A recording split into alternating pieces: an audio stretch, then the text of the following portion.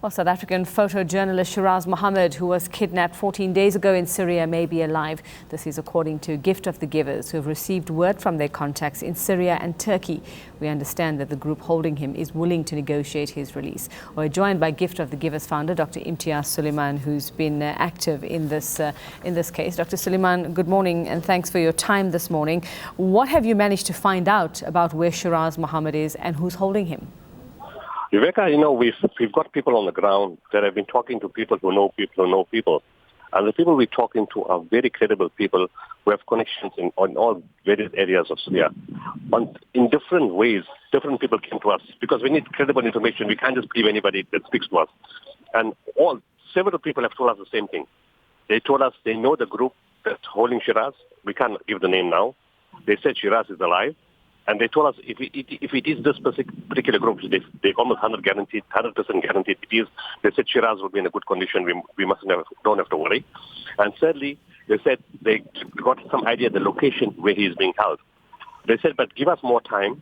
We are still going to speak to more people to get more direct information. And I said, look, in return, I want somebody to tell me that I saw Shiraaz. Yeah. I physically saw him. And then this group, whoever is holding him, I need to know what do they want. And if they want something, we need to talk directly. But they all came back with the same information, saying, you know what, they can't understand why Shiraaz has been taken and for what reason. So the guys replied, if that's the case, then we have no reason to hold him, but release him unconditionally. So that's the phase that will go on for the next few days. So just for clarity, it's word of mouth so far that he is alive, and you're getting it from different groups, not people from the same group. There are various people who don't have any, they wouldn't have any stake in this, in him being taken, but no solid proof yet that he is alive. We have no proof of life, but from the people itself who spoke to us, from previous experience, people who know these people say when they give you information, it's virtually guaranteed. So if they tell you Shiraaz is alive, they just don't show you his picture, but he is alive. That's the kind of people we're talking to. And, using different people from different areas. One of them is a very high-level, very respected Syrian journalist.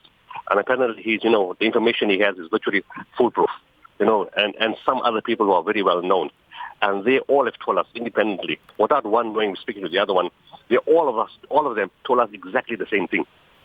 So as it stands, you have had no direct contact with these groupings. So what next? What is the next step here in trying to find out exactly where he is and what his captors want? Look, within the group, some of them said, you're saying we have, this was one particular group. When they were told that they have him, they flatly denied it. They said, but we don't have him. And then the guy said, but you do have him. So they said, look, if you're telling us that, we have several sections, and maybe one of the sections that have taken him without us knowing. And we are now going to investigate within ourselves to see who's taken him. Because there are so many groups within us, and sometimes one doesn't know what the other one is doing.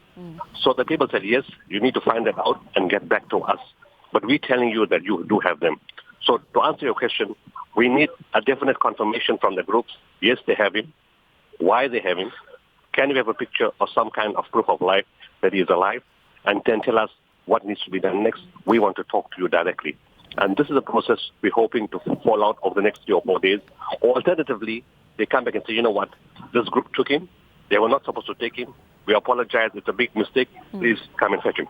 From what you know of the group, and you say you know who they are, who they might be, but you can't say, is his life in danger? Could it be? No, from what I've been told, no. His life is not in danger.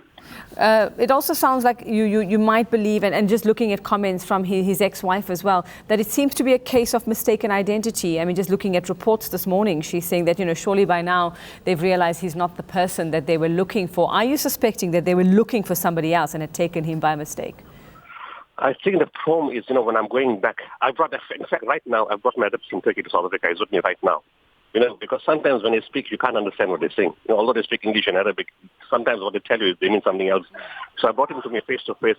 And I think that morning, the problem is another delegation had entered Syria. And that delegation was walking throughout, different parts of that part of Syria. And one of the questions they asked, my Syrian drivers is, what have you got to do with that delegation?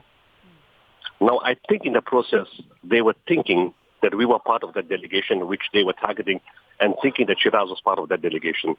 And I strongly suspect they thought they captured something from that delegation and not Shiraaz. That is only a speculation. Yeah. I'm not sure. But there is no other credible explanation when they say misunderstanding. And why I say that? Because I've told them to check with everybody. Did Shiraaz have a problem with anybody in the camps, in the hospital, in the houses? And everybody is baffled. They say they don't know what they're talking about. Shiraaz has no misunderstanding with anybody. And given that he's a journalist, also the possibility, Dr. Suleiman, that, this, we know what has happened to journalists in the past with other groups as well. Do you think maybe possibly something about his coverage and what he was reporting, or we have no idea what he was about to say or what reports he had sent through so far? Any idea that maybe that might be a reason, however unlikely though? Any journalist, it's not unlikely. Any journalist is a target. From wherever you come, a journalist is a target. But what makes it very, very, remote in our case is they know who we are. They know we've never harmed the Syrian people and we haven't taken sides. You see, because there are different groups operating in the area and groups move. There's migration. When we started off, initially, there was nobody there when we found the hospital. And we chose the site of the hospital because of security reasons so it doesn't get bombed. And that time, it was civilians. Then the Free Syrian Army came. They left. Then ISIS came. They left. Then other groups came and they left. Then Jabal al-Nusra came. And with them, some other groups came. Legion of Islam and Ahrar al-Sham, all in the area. And everybody respects us because they know if their families of any of those groups are affected, we don't ask questions. We even had Assad soldiers in our hospital that we've treated. So they know we're very neutral. Dr. Suleiman, yes. Before I let you go, we understand that there's the involvement of a person who helped in the Koki kidnapping as well. Can you confirm that for us? And are you confident that this person may be able to bring you the breakthrough you need in this case? It's Anas Al-Hamad. He's based in Joburg. It's my office rep from Yemen that I've brought to South Africa. He's an Arab. He speaks Arabic. He understands the terrain. He understands the culture. I've brought him into the discussion to speak directly to the people on the other side. Yes, he is in South Africa, and, we work together because he speaks the language and I don't.